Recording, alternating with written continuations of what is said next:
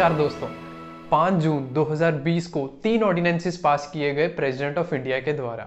इसे ऑर्डिनेंस में इसलिए कह रहा हूं दोस्तों क्योंकि ये लॉ की तरह सेम होता है, लेकिन ये तब पास किया जाता है जब पार्लियामेंट सेशन में नहीं होता और ये प्रेसिडेंट के द्वारा पास किया जाता है सेंट्रल गवर्नमेंट के कहने पे।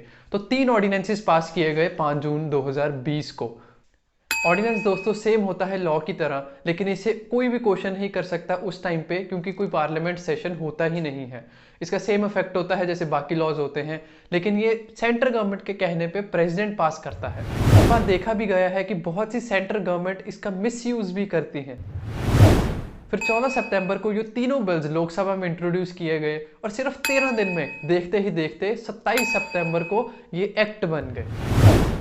किसानों का प्रोटेस्ट दोस्तों 9 अगस्त से ही शुरू हो गया था। जब तक ये ऑर्डिनेंसेस ही थे, लोकसभा में अभी इंट्रोड्यूस भी नहीं किए गए थे।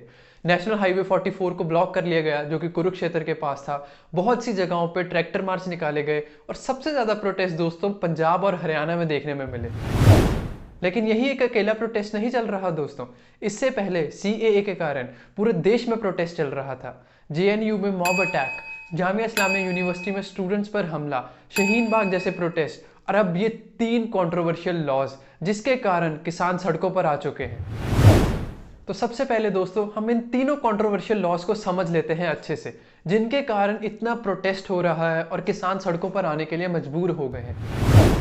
इस वीडियो में दोस्तों मैं 3 व्यूज दूंगा, एक जो उसके अगेंस्ट है, एक जो उसके साथ है और तीसरा जो मेरा अपना रिव्यू है। 14 सितंबर को अपने union minister of agriculture Shri Narendra Singh Tomar ji ने 3 बिल्स इंट्रोड्यूस किए जो कि हैं farmers produce trade and commerce bill, farmers agreement of price assurance और आखिर में फार्म सर्विसेज बिल। सबसे पहले मैं बात कर लेता हूं दोस्तों सबसे इंपॉर्टेंट और कंट्रोवर्शियल बिल की, the farmers produce trade and commerce bill 2020।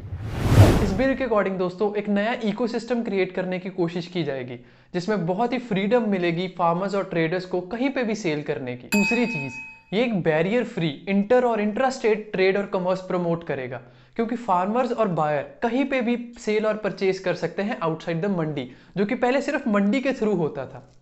किसान को कोई भी टैक्स चार्ज नहीं किया जाएगा, कोई भी ट्रांसपोर्टेशन चार्जेस नहीं लिए जाएंगे और दूसरी चीज एक डायरेक्ट मार्केटिंग हो जाएगी किसान और बायर के बीच में, तो जो वो मिडिल मैन के पैसे थे वो भी बच सकते हैं। लेकिन इस बिल में दोस्तों डाउट्स ये हैं कि जो एमएसपी है, मिनिमम सपोर्ट प्राइस, वो कंटिन्यू रहेगा या नहीं रहेगा।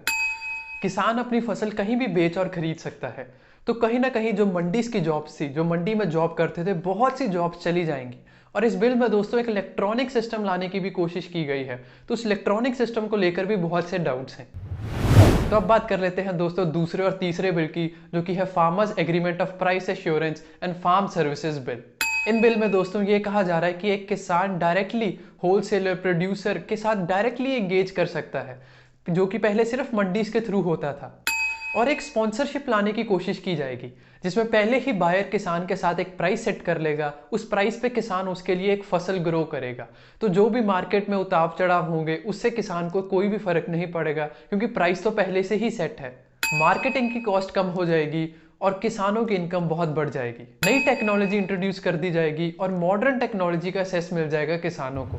तो इन दोनों बिल्स को भी लेकर दोस्तों बहुत से डाउट्स हैं क्योंकि ये जो स्पॉन्सरशिप है या ये कॉन्ट्रैक्ट पे जो फार्मिंग है, ये किसानों पर बहुत प्रेशर डाल सकती है, उनकी पूरी की पूरी फ्रीडम छीन सकती है क्योंकि बहुत बार ऐसा होता है कि फसल बर्बाद हो जाती है, तो उस टाइम पे दिक्कत हो सकती है।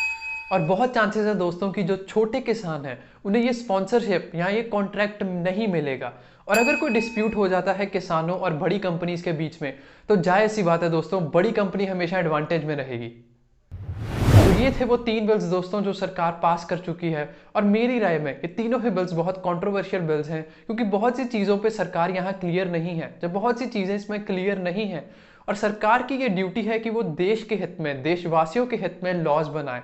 तो जो कानून, जो लॉज किसानों के लिए बनाए गए हैं, अगर वही खुश नहीं तो उस लॉ का क्या फ़ायदा। तो इन्हीं के अगेंस्ट दोस्तों किसान प्रोटेस्ट कर रहे हैं और अब दिल्ली चलो का नारा लगाया है ताकि दिल्ली जाकर अपने प्रधानमंत्री के साथ बात की जाए इसके बारे में। उन्हें दिल्ली पहुंचने से रोकने के लिए हरियाणा बॉर्डर्स को सील कर दिया गया, वाटर कैनन्स यूज किए गए, टेयर गैस यूज किए गए, लेकिन किसानों को रोक ना पाए। बहुत से किसानी लीडर्स को अरेस्ट किया गया, कहा जा रहा है कि करीब 90 के आसपास किसान लीडर्स को अरेस्ट कर लिया गया है। दिल्ली में भी उन्हें रोकने के लिए बहुत सिक्योरिटी टाइट कर दी गई है। वाटर कैनन, फेंसिंग, बहुत सी चीज़ें लाई गई हैं ताकि उन्हें रोक लिया जाए। और मेट्रो स्टेशंस को भी बंद कर दिया गया है। और दिल्ली पुलिस दिल्ली गवर्नमेंट से परमिशन मांग रही है कि 9 बड़े स्टेडियम को टेम्परेरी प्रिजन में कन्वर्ट कर दिया जाए। फिलहाल किसान रुकने वाले नहीं और 6 महीनों का राशन लेकर पूरी तैयारी के साथ आए हैं। लेकिन हमें भी एक बात समझ लेनी चाहिए यहाँ कि अगर किसान ना रहा और अगर किसान ने किसानी छोड़ दी तो हमें हमारा पेट भरने वाला कोई नहीं रहेगा। हम शायद सारी रातें भूखे सोएंगे, क्योंकि बड़े बड़े शहरों को जो सपोर्ट करता है, जब बड़े बड़े शहर भी इसीलिए चल पाते हैं क्योंकि वहाँ बहुत से गांव हैं जो उसे सपोर्ट करते हैं, जहाँ से अनाज आता है। हम तो बस उसे खरीदते हैं।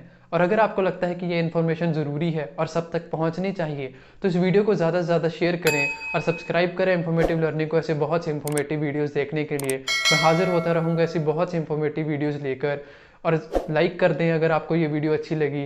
तब तक के लिए अपना ख्याल रखें। आशा करता हूँ आप सुरक्षित होंगे।